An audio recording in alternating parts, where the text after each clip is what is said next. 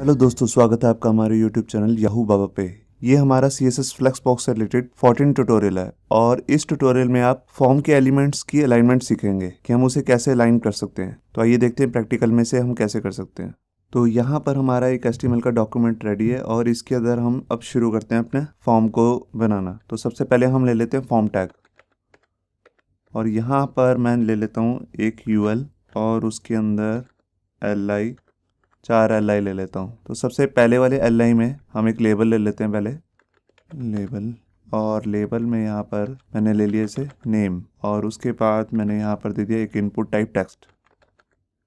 ये नेम के लिए लेबल हो गया, यही हम कॉपी कर लेते हैं और इसको नीचे सेकंड वाले LI में भी ले लेते हैं और यहाँ पर ले लेते हैं क्लास नेम और यहाँ पर भी इनपुट टाइप टेक्स्ट ही ठीक है। और यहाँ पर एक और लेबल लेके यहाँ पर हम ले लेते हैं ईमेल एड्रेस और यहाँ पर टाइप चेंज कर देते हैं और यहाँ ले लेते हैं ईमेल। देखिए मैंने ले लिया और लास्ट में जो हमारा LI है उसमें हम एक बटन ले लेते हैं और यहाँ पर जस्ट लिख दिया सेव और इसकी टाइप चेंज कर दी सबमिट।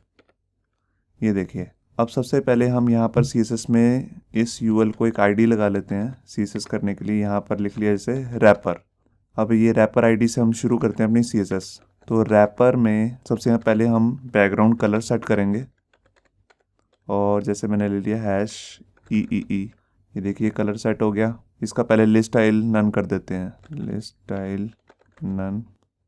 ये देखिए ये हो गया और इसमें मार्जिन दे देते हैं, मार्जिन मैंने दे दिया 50 पिक्सल। ये देखिए 50 पिक्सल मार्जिन आ गया और इसमें जो पैडिंग है वो हर साइड से दे देते हैं 10 पिक्सल। 10 पिक्सल थोड़ी कम है, 20 सेट कर देते हैं। अब यहाँ पे बारी बात आती है कि फ्लैक्स बनाने की। तो फ्लैक्स हम जितने भी LI आ रहे हैं उन सबको हम फ्लैक्स बना देते हैं। तो उसके लिए मैं यहाँ लिखता हूँ रैपर के अंदर जितने भी चाइल्ड LI टैग्स हैं वो सारे फ्लैक्स बन जाएं, डिस्प्ले फ्लैक्स। वो फ्लैक्स बन चुके हैं। अब मैं उनमें थोड़ी सी पैडिंग भी दे देता हूँ। पैडिंग मैंने दे दी ऊपर और नीचे से 5 पिक्सल और लेफ्ट और राइट से भी 0 ही रखते हैं। ये देखिए यहाँ पे पैडिंग आ गई। अब आपको थोड़ा क्लियर हो रहा होगा। अब यहाँ पर मैं क्या करता हूँ कि जितने भी लेबल्स आ रहे हैं ना उनकी एक CSS बना लेता हूँ। तो इसी को मैंने कॉपी किया और यहाँ पर LI के बाद लिख दिया लेबल और इसमें इसकी थोड़ी विड्थ देनी है। तो हम यहाँ पर ले लेते हैं प्रॉपर्टी फ्लैक्स।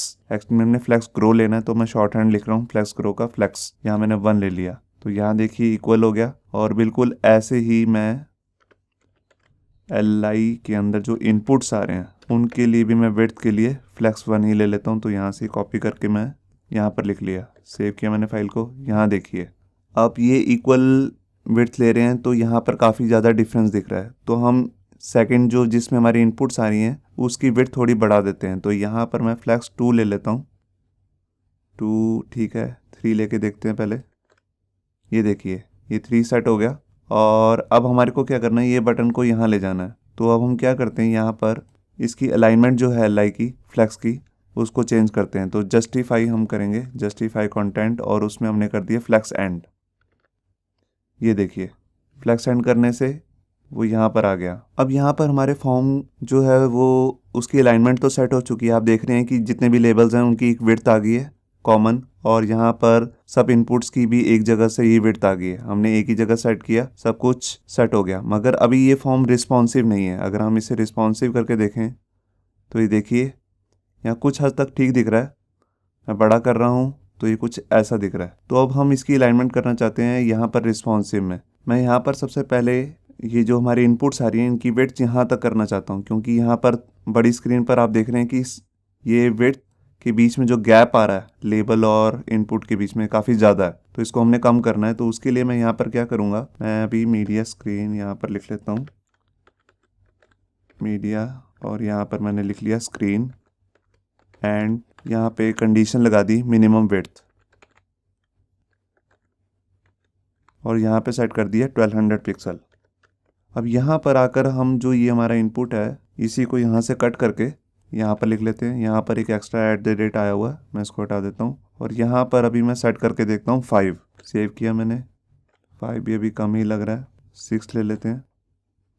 तो यहाँ पर अब मैं इसे फ्लैक्स को 8 सेट कर लेता हूँ। सेव किया मैंने फाइल को, और यहाँ पर अब ठीक लग रहा है। ये यहाँ पर अब ठीक लग रहा है। अगर अब मैं इसे रिस्पॉन्सिव करके देखता हूँ, यहाँ पर ये थोड़ा ऑड लगने लग गया। यहाँ देखिए, जैसे ये 1200 से नीचे स्क्रीन आई वैसे ही ये थोड़ा अजीब लगने लग गई। यहाँ पर अब मैं क्या करता हूँ, एक और मीडिया क्वेरी बनाता हूँ। यहाँ पर एक ब्रेक पॉइंट और बनाना पड़ेगा मेरे को। अभी मेरे को चेक करना है कि ये कहाँ पर ख़राब हो रहा है। मैं यहाँ पर डेवलपर टूल बार ओपन कर लेता हूँ, F12 प्रेस करके। यहाँ पर मैंने किया, यहाँ पर आपको यहाँ पर एक रूलर दिख रहा है, आपको आइकन दिख रहा होगा फायरफॉक्स के डेवलपर टूल बार में। मैंने इसको ओपन किया और यहाँ पर आपको दिख रही है विड्थ। विड्थ अभी आ रही है 1239, मतलब कि अभी 1200 तक तो ये ठीक ही चलेगा। ये देखिए 1200 से जैसे ही नीचे आया तो वो इधर इधर हो गया। तो उसकी मेरे को यहाँ पर अलाइनमेंट करनी है। मैं यहाँ पर एक और ब्रेक पॉइंट बना के सेट कर दिया, जैसे मैंने 992। अब ये देखिए 992 तक सही चलना चाहिए। ये नहीं, यहाँ पर थोड़ी गड़बड़ है। यहाँ पर हम इसको 6 करके देखते हैं।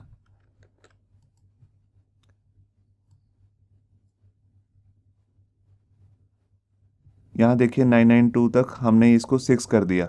मिनिमम विड्थ 992 से 1200 तक, मतलब कि आपकी फ्लैक्स 6 की इसकी विड्थ होगी यहाँ पर। अब यहाँ पर एक गड़बड़ हो रही है। यहाँ पर हमें एक और ब्रेक पॉइंट बनाना होगा। तो मैं यहाँ पर इसी को कॉपी करके एक बार पेस्ट कर दिया, और यहाँ पर मैं मिनिमम विड्थ जो विड्थ है वो ले लेता हूँ, जैसे 768। ये मैं आपको मोस्ट कॉमन जो ब्रेक पॉइंट्स हैं वही यूज़ करके दिखा रहा हूँ। 1200, 992, 768। 768 मोस्टली टैब्स के लिए यूज़ होता है। 768 से लेकर आप 990 तक आप टैब ही सोच सकते हैं। तो यहाँ पर मैंने ये लिया।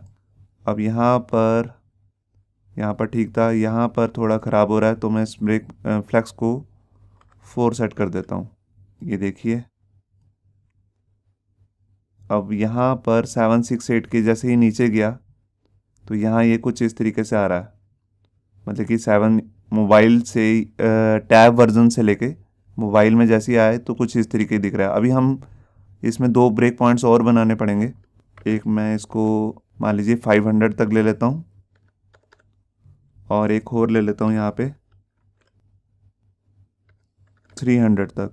300 नहीं, एक्चुअल में मैं इसे लेता ही नहीं हूँ। मैं इसको बाद में यूज़ करके देखूँगा। अभी मैं यहाँ पर क्या करता हूँ, यहाँ पर इसको कर दिया 3। अभी चेक करना पड़ेगा। हाँ, ठीक लग रहा है यहाँ पे। ये देखिए 500 तक यही चलेगा। जैसे ही 500 क्रॉस करेगा यहाँ पर अब मैं चाहता हूँ इसकी जो डायरेक्शन है या तो वो चेंज हो जाए, ये ऊपर नीचे हो जाए।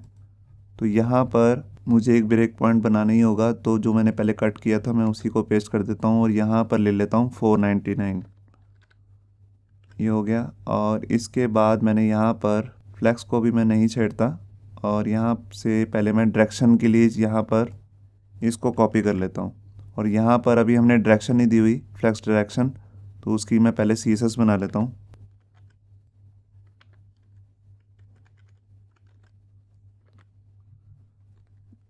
तो यहाँ पर मैंने इसको लिख दिया फ्लैक्स डायरेक्शन कॉलम।